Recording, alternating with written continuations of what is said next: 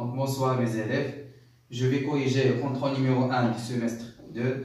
Exercice numéro 1, répond par vrai ou faux. Donc première phrase, la déformation d'un corps résulte d'une action mécanique, donc c'est vrai. Deuxième phrase, la vitesse instantanée se mesure par un radar, donc c'est vrai. La nature du mouvement lors du départ d'une voiture est retardée, donc c'est faux. Lors du départ d'une voiture, le mouvement est accéléré. L'aimant exerce un effet sur le verbe, donc c'est faux. Deuxième question, complétez les phrases. Donc, d'un corps mobile et l'ensemble des positions qu'il occupe durant son mouvement, donc la trajectoire.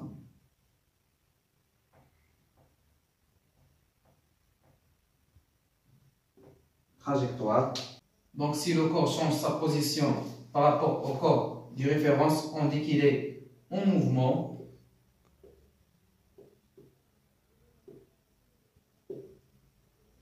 L'unité internationale de la vitesse est, on a vu dans le cours, l'unité internationale de la vitesse est mètres par seconde, ou on écrit mètres seconde à puissance moins 1.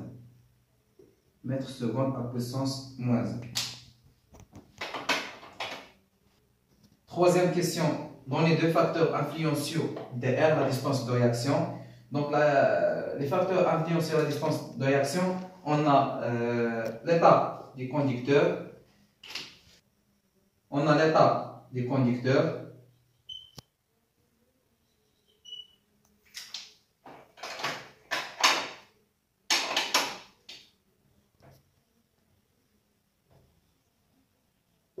état du conducteur et la vitesse du véhicule. Vitesse du véhicule. Donc la question numéro 4, donnez la différence entre mouvement de rotation et mouvement de translation circulaire. Donc voilà la réponse. Donc lors d'un mouvement de rotation d'un corps, tous ces points décrivent des trajectoires circulaires centrées par le même centre.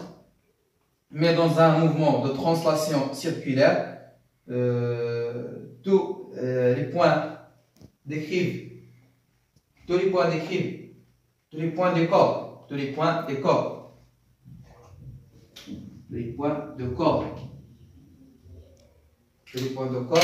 décrivent des trajectoires circulaires qui ne sont pas centrées avec le même centre.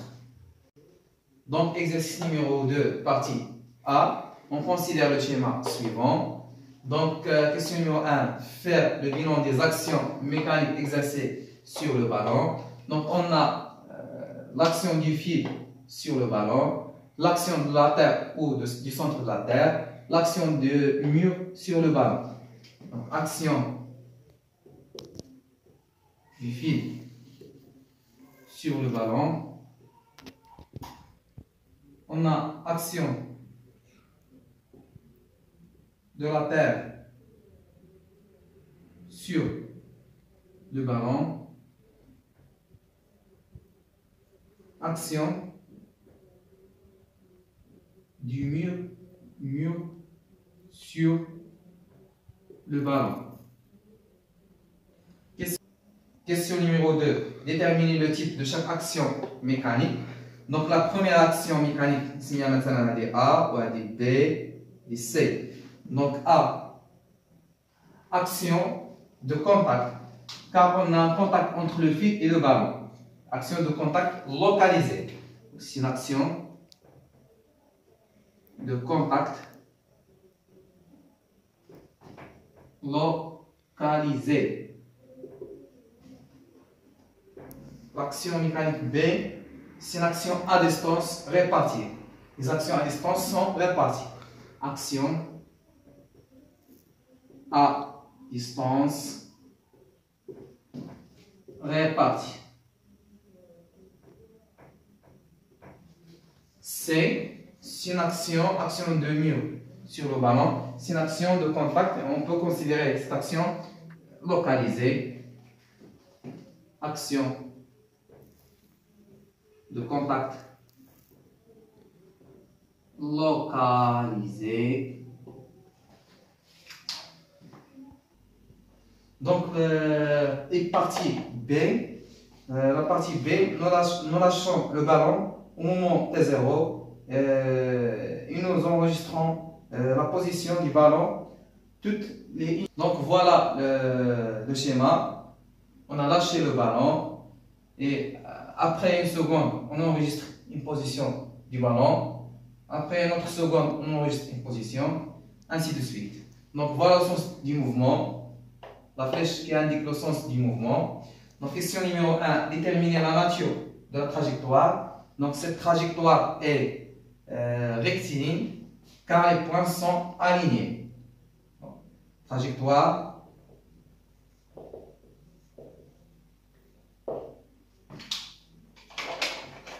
rectiligne.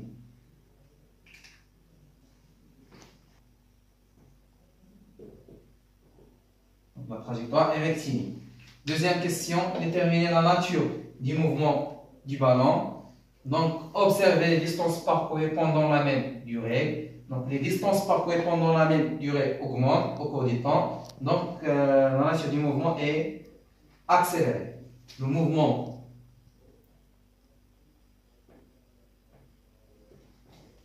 du ballon est accéléré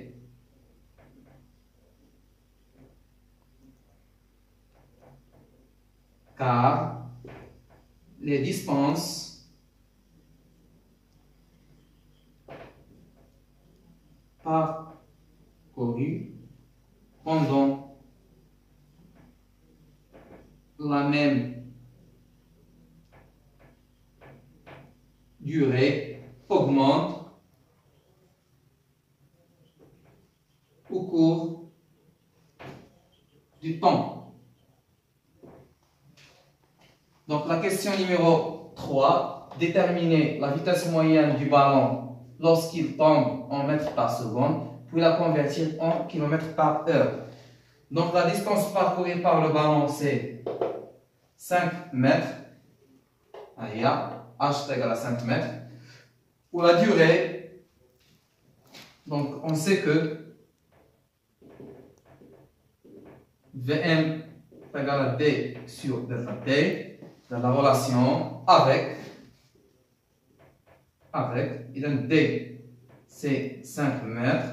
Au delta T, je suis à delta T, il y a la durée de l'enregistrement, donc la durée, on a 1 seconde, 2 secondes, 3 secondes, 4 secondes, 5 secondes, c'est 5 secondes. Donc Vm est égal à 5 sur 5, nous avons 1 mètre par seconde. Et la valeur de la vitesse moyenne en mètres par seconde et on doit la convertir cette valeur en kilomètres par heure. Et dans le cours, pour convertir de kilomètres par heure vers le mètre par seconde, on divise par 3,6 et le trajet inverse, on multiplie par 3,6. Donc, on a besoin de convertir de mètres par seconde vers le kilomètre par heure. Donc, à la valeur à l'extendre droite, ça passera ça. Vm égale 1 fois 3,6 égale à 3,6 km par heure. C'est-à-dire la valeur de Vm en km par heure. Donc, avant de corriger l'exercice numéro 3, je vais faire un rappel concernant la distance d'arrêt. حقاش تبين لي بان بزاف ديال الكلام كيلقاو مشكل في هذه لا ديستونس داريت ومازال ما ضبطوهاش مزيان ونيت طلبوا مني بعض التلاميذ باش نعاود نشرح لهم هذه لابارتي باش نشرح هذه لابارتي نتاع لا ديستونس داريت. دونك عندنا هنايا البوان ا سي لانستون او لوبسيرفاتور او لو كونديكتور اوبسيرف لوبستاكل. اذا في هذه اللحظه هذه يلاه تيشوف كونديكتور ان اوبستاكل sur la route. يلا كي ديتيكتي ان اوبستاكل سور لا روت. في هاد اللحظه هادي يعني هاد لوبسيرفاتور غادي يدير واحد لا رياكسيون، يدير واحد رد الفعل. رد الفعل يعني غادي يمشي الدماغ تاعو غادي يرسل واحد الاشاره باش يضغط على الفرامل. اذا في هاد لا رياكسيون اللي يديرها لو كونديكتور، لا فواتير كتكون جايه بواحد لا فيتاس، يعني كتقطع واحد لا ديستونس. داك لا ديستونس اللي كتقطعها هو يلاه كيدير واحد لا رياكسيون، كيضغط على الفرامل، كيضغط على لي فران. اذا لا فواتير تاعها تقطع واحد لا ديستونس تسمى ديستونس دو رياكسيون. ديستونس دو رياكسيون هاي la DR. La définition de la distance de réaction est très simple, facile. C'est facile et très simple. La distance de réaction, c'est la distance parcourue par le véhicule entre l'instant où le conducteur observe l'obstacle et l'instant de freinage. إذا هي المسافة اللي تقطعها وسيلة النقل بين اللحظة اللي تيشوف فيها الحاجز واللحظة اللي تيبدا يضغط على الفرامل.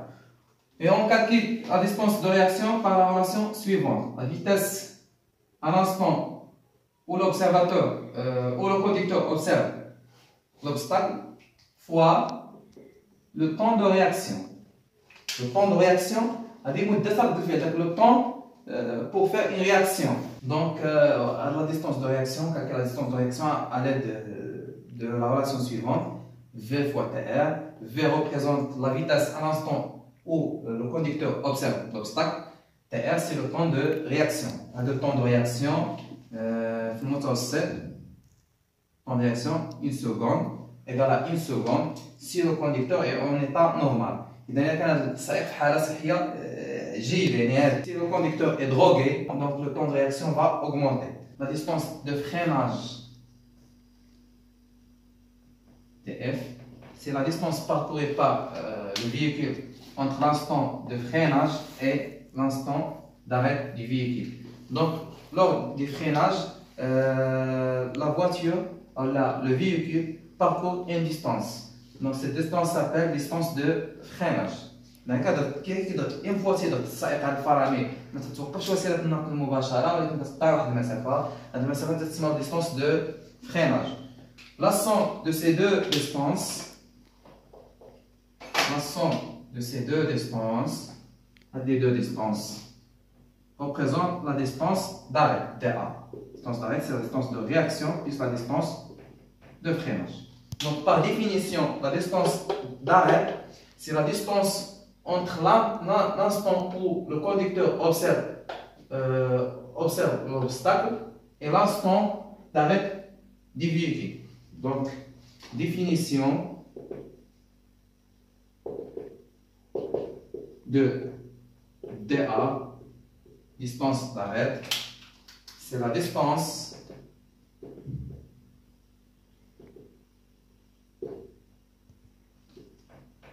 parcourue par le véhicule entre l'instant où l'observateur, le conducteur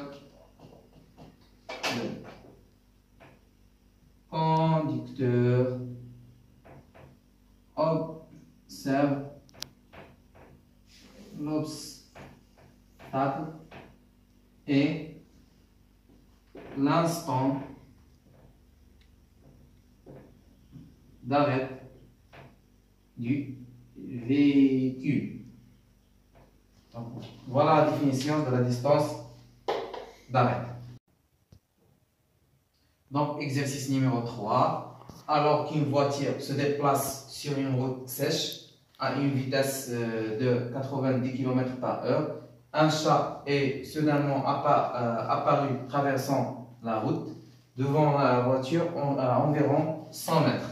Après une seconde, donc le conducteur a appuyé sur les freins. La voiture s'arrête après avoir parcouru 56 mètres.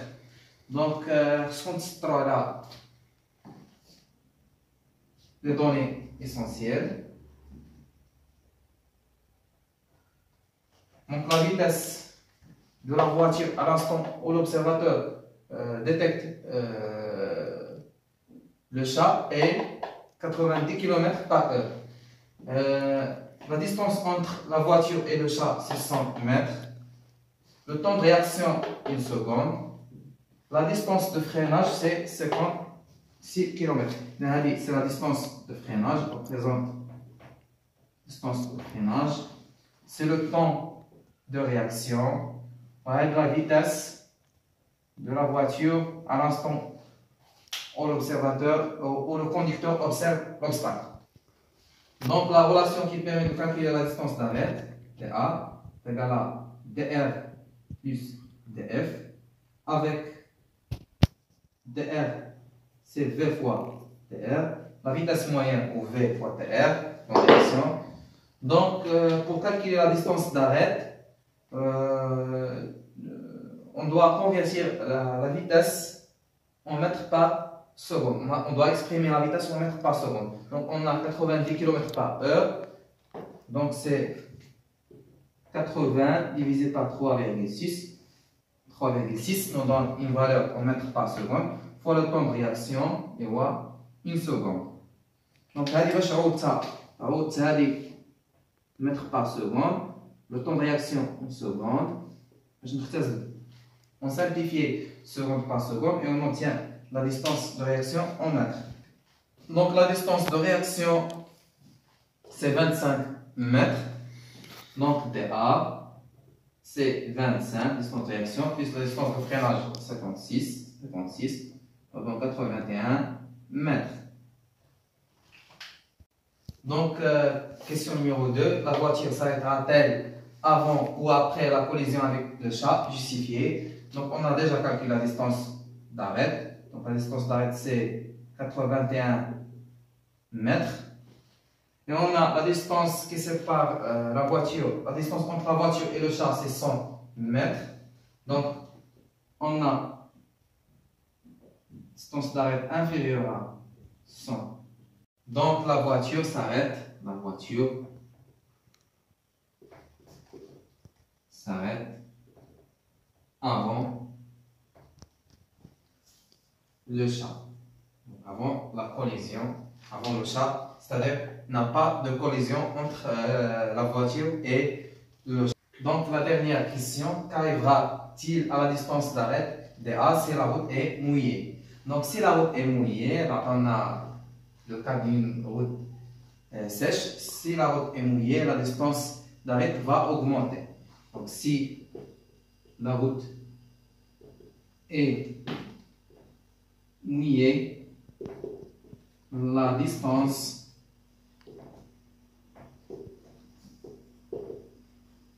d'arrêt va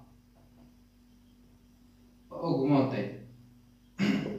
إذا كنتمنى يكون عجبكم هذا الفيديو تكونوا استفدتوا من هذا لا كوريكسيون وما تنساوش ديروا جيم والاشتراك في القناه باش دائما يقطع لكم الجديد وان شاء الله راه غادي يكونوا دروس المقبله ان شاء الله راه غادي نديروهم